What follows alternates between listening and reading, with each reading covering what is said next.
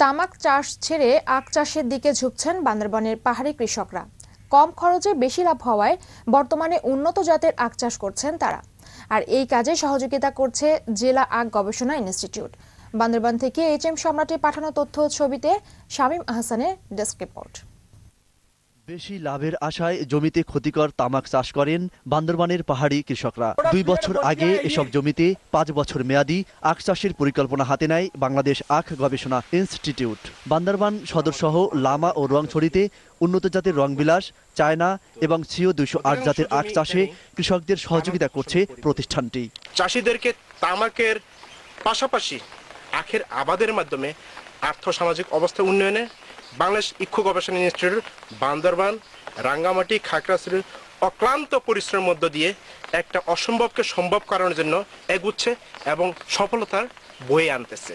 আখ চাষে যেমন পরিশ্রম ও সময় কম লাগে, তেমনি লাভ হয় বেশি। ফলে কৃষকরা তামাক চাষ না করে আখ চাষে আগ্রহী হয়ে উঠছেন। এই এলাকায় উৎপাদিত আখ থেকে গুড় ও চিনি তৈরি করে স্থানীয় চাহিদা মিটিয়ে সরবরাহ করা হচ্ছে চট্টগ্রাম সহ দেশের বিভিন্ন এলাকায়। 20 শতক জায়গার মধ্যে আমি 70,000 বিক্রি করতেছি। ইকো চাবা খুবই লাভবান দেখা যার কারণে আগামীতে আমি আরো 40 শতক আমি বাড়ে বিক্রি করব। এই আখ থেকে গুড় তৈরি করে সারা দেশব্যাপী আমাদের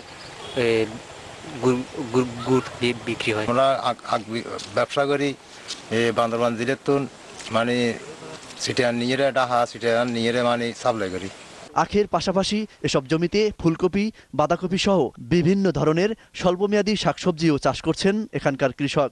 ওখানে শাকসবজিও করা যায়, শাকসবজি উঠে গেছে। এখন আমার ইক্কু আছে, ইক্কুতে গোট তৈরি করলে অনেক লাভবান বলে আশা রাখছি। ভবিষ্যতে আখ চাষে সঠিক পরিকল্পনা নেওয়া হলে অর্থনৈতিক মুক্তি পাবেন এই অঞ্চলের পাহাড়ি কৃষক। পাশাপাশি বন্ধ হবে ক্ষতিকর তামাক চাষ, এমনটাই মনে করছেন সংশ্লিষ্টরা।